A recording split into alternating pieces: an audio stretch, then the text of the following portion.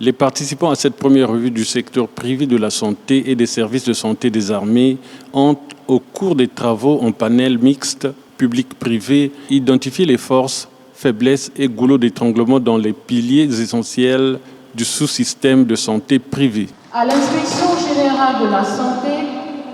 de réviser les textes réglementaires de l'exercice de la pharmacie,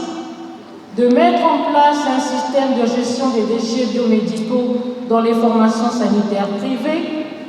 de catégoriser les formations sanitaires privées en fonction des paniers de soins à offrir à la population et équipements nécessaires, de mettre en place un cadre juridique et institutionnel pour l'encadrement des écoles de métiers de pharmacie et d'harmoniser les tarifs pratiqués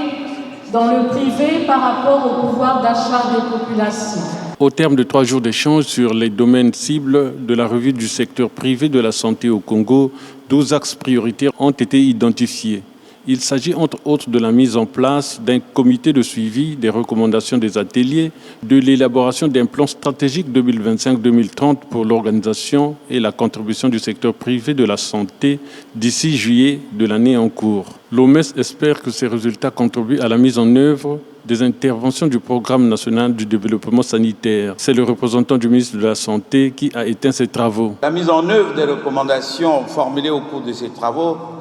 contribueront à l'intégration du secteur privé de la santé et des services de santé dans le système global de la santé de notre pays. Et pour ce faire, il me paraît judicieux de mettre en place un groupe technique de travail mixte pour le suivi des recommandations de cette revue. L'objectif général de cette revue, c'est d'intégrer pleinement le secteur privé de la santé dans le système global des soins et services de santé au Congo.